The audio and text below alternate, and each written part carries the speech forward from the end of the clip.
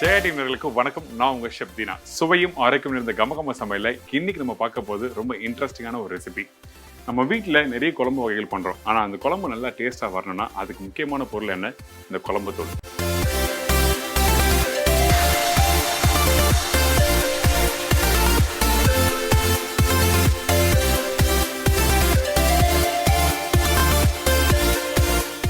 இன்னைக்கு இந்த குழம்பு தூள் எப்படி பண்றது பார்க்க போறோம். இந்த குழம்பு தூளுக்கு தேவையான பொருட்கள் என்ன பார்த்தலாமா?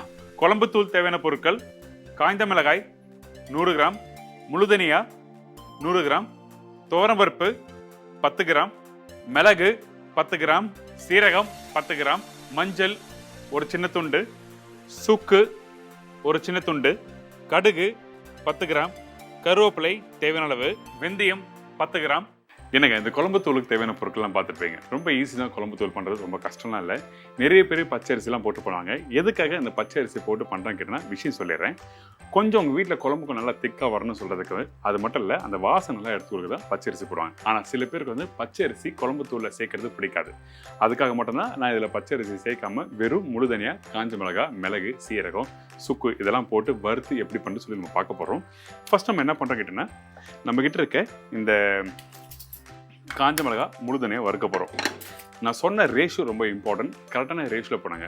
நீங்கள் வீட்டில் 1 கிலோக்கு நீங்கள் பண்ணுறீங்கன்னா அப்போ நீங்கள் அப்படியே கரெக்டாக நீங்கள் பிளான் பண்ணிக்கலாம். அதாவது 1 கிலோ முழுதனியாக, 1 கிலோ காஞ்ச மிளகாய், 100 கிராம் துவரம்பருப்பு, 100 கிராம் சீரகம், 100 கிராம் மிளகு, அந்த மாதிரி நீங்கள் பிளான் பண்ணிக்கலாம். நான் ஜஸ்ட் 100 கிராமுக்காக நான் கரெக்டாக பிளான் பண்ணி சொல்லியிருக்கேன். அதாவது 100 கிராம் காஞ்ச மிளகாக்க. இப்போது நம்மக்கிட்ட இருக்க இந்த முழுதனியை ஃபஸ்ட்டு வறுக்க ஆரம்பிக்கிறோம். இப்போ இந்த முழுதனியாவை ஸ்லோ ஃப்ளேமில் வறுத்துருங்க. இந்த மாதிரி லைட்டாக கொஞ்சம் கலர் மாற டைமில் நம்ம என்ன பண்ணுறோன்னா, இந்த காஞ்ச மிளகாய், நான் சொன்ன கொண்டி காஞ்ச மிளகாய் அதில் போட்டிருக்கேன். இந்த காஞ்ச மிளகாவும் போட்டிருக்கோம், இதோட பச்சை கருவேப்பிலை. இந்த இடத்துல நம்மக்கிட்ட இருக்க இந்த துவரம்பருப்பு இருக்குல்ல, இந்த துவரம்பருப்பு மட்டும் தனியாக வறுக்கணும். ஏன் கேட்டிங்கன்னா, இந்த துவரம்பருப்பு வந்து வறுக்கிறதுக்கு ரொம்ப டைம் எடுக்கும். நீங்கள் இந்த முழுதனியாக காஞ்ச மிளகாய் இதோட சேர்த்து நீங்கள் வறுக்கும் போது கண்டிப்பாக துவரம்பருப்பு வறுக்க முடியாது. அதனால தான் தனியாக வறுக்கணும்னு சொல்கிறேன். ஆல்மோஸ்ட் ரெடி ஆகிட்டு இருக்கு. ஒரு சின்ன பிளேட்டில் ட்ரான்ஸ்ஃபர் பண்ணலாம். இப்போது இந்த காஞ்ச மிளகாய், கருவேப்பிலை, இந்த முழுதனியா வறுத்தாச்சு. இது அப்படியே இன்னொரு பவுலில் ட்ரான்ஸ்ஃபர் பண்ணுறோம். இதுக்கு பிறகு நம்ம என்ன பண்ணுறோன்னா, இந்த துவரம்பருப்பு போகிறதுக்கு முன்னாடி இந்த கடாயை நம்ம என்ன பண்ணுறோம், நல்லா துடைச்சிருங்க. ஏன்னா இதில் முழுதனியெல்லாம் கொஞ்சம் முழுசாக இருந்தால் கருக ஆரம்பிச்சிடும். அதனால் இந்த மாதிரி துடைச்சிட்டு இந்த துவரம்பருப்பை இதில் போடுறோம். இந்த துவரம்பருப்பை இதுக்கப்புறம் ஸ்லோ ஃப்ளேமில் வறுக்கணும். வறுக்கிறதுக்கு டைம் எடுக்கும். கண்டிப்பாக குறைஞ்சபட்சம் ஒரு 5லேருந்து 6 நிமிஷம் ஆகும். வறுத்த பிறகு உங்களுக்கு காமிக்கிறேன். இப்போ பார்த்தீங்கன்னா இந்த துவரம்பருப்பும் ரெடி ஆகிடுச்சு. இப்போ பார்த்தீங்களா, இந்த மாதிரி பக்குவத்தில் நல்லா வறுத்துருக்கணும். துவரம்பருப்பு வந்து கலர் வராது அவ்வளோ சீத்தில். ஆனால் கடைசி ஸ்டேஜ் வந்து டக்குன்னு கலர் மாறிடும். ஸோ அதனால் வீட்டில் பண்ணும்போது கவனமாக வந்து வறுத்துருங்க. சரிங்களா? இதுக்கு பிறகு நம்ம என்ன பண்ணுறோம், இந்த சீரகம் ஃபஸ்ட்டு சீரகம் போட்டிருக்கோம். இதுக்கப்புறம் இந்த மிளகு போடுறோம்.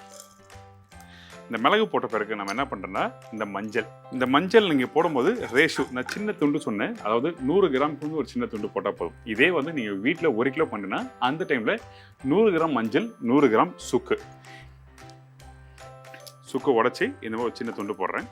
அதே மாதிரி இந்த முழு மஞ்சள் இதையும் சும்மா 1/2 உடச்சி, உடைக்க முடியல அப்படியே போட்டுறேன். மிக்சியில் அரைக்கும் போது சரியாக அரைச்சிடலாம். ஸோ இந்த மிளகு, சீரகம், அதுக்கப்புறம் இந்த மஞ்சள், சுக்கு இதெல்லாம் போட்டாச்சுல. இதுக்கப்புறம் நம்ம என்ன பண்ணுறோம், இந்த வெந்தயம் வறுக்கிற பக்கம் ரொம்ப இம்பார்ட்டன்ட். ஏன்னா வெந்தயம் கொஞ்சம் அதிகமாக வறுத்துட்டீங்கன்னா கசப்பு தன்மை கண்டிப்பாக வந்துடும். ஸோ அதனால் வறுக்கும் போது ஸ்லோ ஃப்ளேமில் வறுத்துருங்க. இப்போ இந்த வெந்தயம், மிளகு, சீரகம் ரெடி ஆகிடுச்சு. ரெடி ஆனதை அப்படியே இந்த பிளேட்டில் ட்ரான்ஸ்ஃபர் பண்ணுறேன். கடைசியாக கடுகு. இந்த கடைசியாக வறுக்க ஆரம்பிக்கிறோம். கடுகு நல்லா போட்ட பிறகு எண்ணெய் எல்லாம் போட்டுறக்கூடாது நீங்கள் வறுக்கும் போது, ரொம்ப இம்பார்ட்டன்ட். ஸோ அதனால் ஸ்லோ ஃப்ளேமில் நீங்கள் வறுக்க வேண்டியதான். அந்த கடுகு நீங்கள் வறுக்க கலர் மாற ஆரம்பிக்கும்.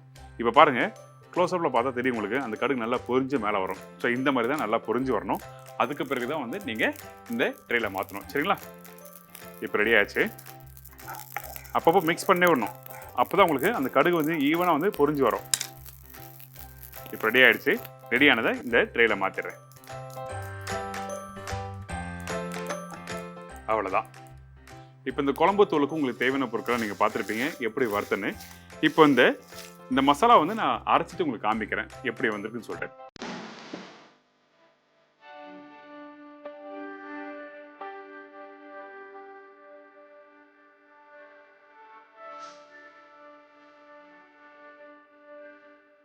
இப்போ இந்த குழம்பு தூள் அரைச்சி ரெடி பண்ணி வச்சிருக்கேன். இங்கே பார்த்தீங்கன்னா தெரியும். இங்க பாருங்க. நான் பண்ண குவான்டிட்டி வந்து சின்ன குவான்டிட்டி, அதனால மிக்சியில் நல்லா அரைச்சிட்டேன். நல்லா ஹெவியான மிக்சியாக இருந்தால் வீட்டில் அரைக்கலாம். அப்படி இல்லாத பட்சத்தில் நம்ம என்ன பண்ணால் மிஷினில் கொடுத்து அரைக்கணும். இந்த குழம்பு தூள் நீங்கள் அரைச்சி முடித்த பிறகு என்ன பண்ணணும் கேட்டிங்கன்னா, கண்டிப்பாக வந்து நல்லா காய வேணும். நீங்கள் அப்படியே அரைச்சி ஒரு டப்பாவில் போட்டு வச்சுன்னா கலர் மாறும், டார்க்கான கலர் வந்துடும். அப்படி வந்தால் கண்டிப்பாக நீங்கள் வீட்டில் குழம்பு பண்ணும்போது கண்டிப்பாக டேஸ்ட் நல்லா கொடுக்கும். ஆனால் அந்த குழம்பு வந்து கருப்பு கலர் வந்துடும். ஸோ அந்த மாதிரி ப்ராப்ளம் வராமல் இருக்கணும்னா இந்த மாதிரி குழம்பு தூள் அரைச்ச பிறகு ஒரு பெரிய துணி இல்லை ஒரு பேப்பர், நியூஸ் பேப்பர் போட்ட பிறகு நல்லா காய விடுங்க. குறைஞ்சபட்சம் ஓவர் நைட், அப்படி இல்லைன்னா ஒரு 1/2 மணி நேரம் நல்லா காயணும். அதுக்கு பிறகு தான் இந்த குழம்பு தூள் யூஸ் பண்ணணும். இது முக்கியமான விஷயம். ஸோ இந்த குழம்பு தூளை இந்த மாதிரி நைஸாக நீங்கள் அரைச்சி எடுத்து நீங்கள் வீட்டில் பண்ணினா சூப்பராக இருக்கும். நான் சொன்ன மாதிரி பூண்டு குழம்பு, புளி குழம்பு, அதுக்கப்புறம் வெண்டைக்காய் குழம்பு, சாம்பாருக்கு யூஸ் பண்ணலாம். இப்போ தெரிஞ்சிச்சுல உங்களுக்கு. இன்னைக்கு நம்மளோட கமகம சமையலில் ஒரு சூப்பரான குழம்பு தூள் எப்படி பண்ணுற எல்லாம் தெரிஞ்சிருக்கும். கண்டிப்பாக ட்ரை பண்ணி பாருங்கள். இதே மாதிரி அடுத்த நிகழ்ச்சியில் உங்களை சந்திக்கிறேன். நன்றி, வணக்கம். See you, bye bye, take care.